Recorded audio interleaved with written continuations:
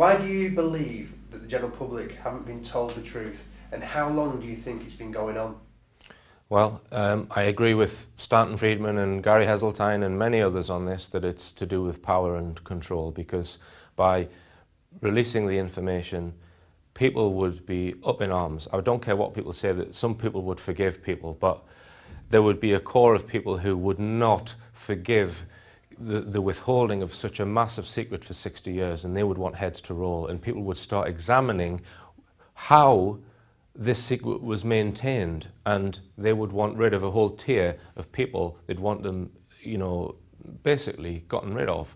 And there are people above the level of government who coerce government through whatever position they have in whatever organisation who have been involved. And I think that it's to do with relinquishment of power, which would have to happen if they release the information, and to do with oil as well, to do with technological secrets which would have to be released. Yes, they released some of the technology in the commercial world from the Roswell crash, as related in Philip J. Corso's book, but I believe they kept all the best stuff, the energy stuff, and that would have to come out. And if that came out, the whole energy technology of the planet would have to change. We'd have to replace all of the fossil fuels, and anyone involved in fossil fuel industry would, you know, their power base would collapse. So it would be a revolution, which a lot of people don't want.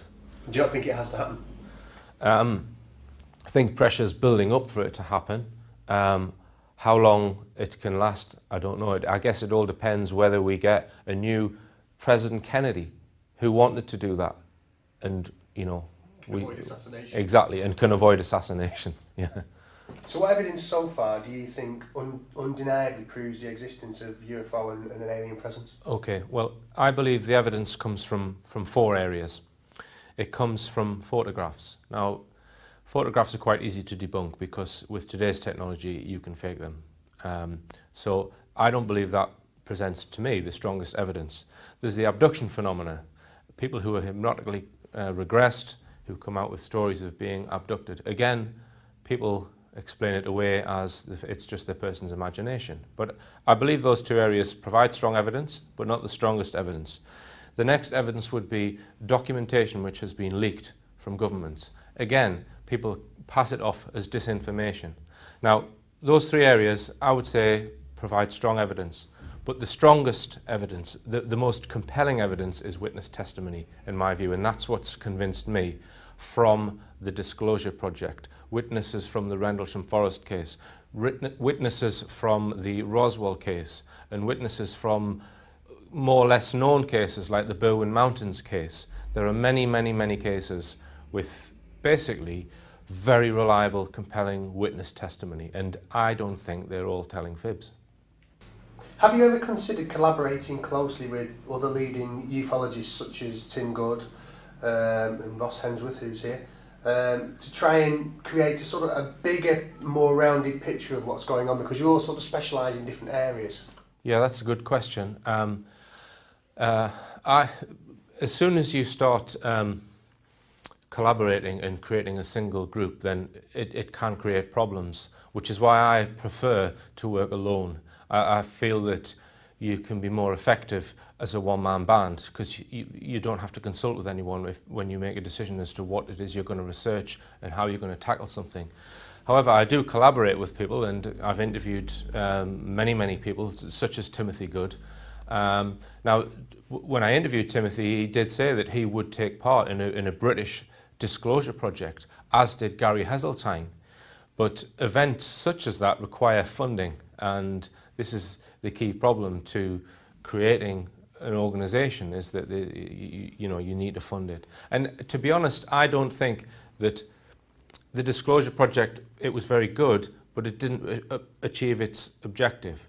I think there are more, if you think laterally and come up with new ideas to try and get the truth out. That's where I come from. I'm looking for new techniques, basically, other than having conferences and just getting around the table and talking. I prefer to work to my own agenda. We've seen some exciting new footage over the last few years, with more and more people using video cameras.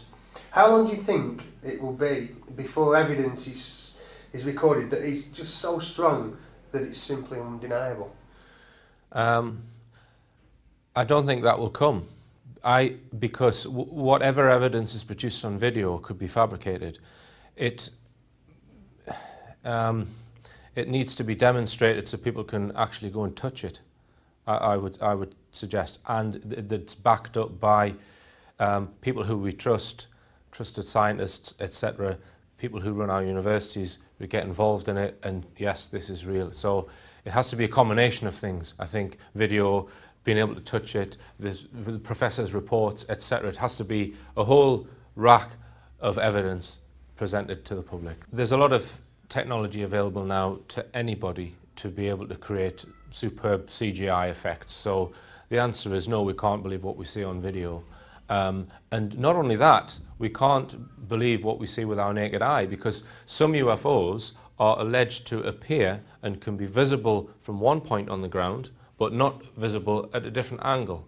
And this is due to the way that the craft with their gravitational propulsion system kind of creates a gravity lens, as it were, so that light can emanate with that angle, but not that angle. So they are manipulating gravity, space-time, which means that what you see is not necessarily what is, even if you're actually seeing it. So no on both counts. We've seen some fantastic series from you, from the Rich Planet series and from the Silent Killers. Silent Killers, that's it. What's in the pipeline? What have we got to look forward to? Well, I've been filming in North Wales last week for an investigation into the Berwyn Mountains UFO case, and I had no knowledge of that case up until a few months ago, and I've spoken to a couple of researchers who've been researching it for years and years, and what's clear to me from that is our government are paranoid about that case for whatever reason, and there has been disinformation put out on that case without a doubt. And in the documentary that I'm making, I'm trying to get to the bottom of why this particular case the government seem to want people to keep quiet about and not know about. Being interested in UFOs, it kind of automatically takes you at some point into the field of crop circles, because many people believe that the two are related. And so I thought that I should investigate crop circles, albeit from my own perspective of objective evidence, rather than just going, ooh, isn't that a nice pattern? To be honest with you, I'm not really interested in going and standing in a crop circle. That doesn't interest me. What interests me is the amount of skullduggery, shall we say, going on with various different parties, including government, and I hope to get to the bottom of that in a documentary that I'm going to bring out. And it's not going to be about looking at pretty crop circles, I can assure you.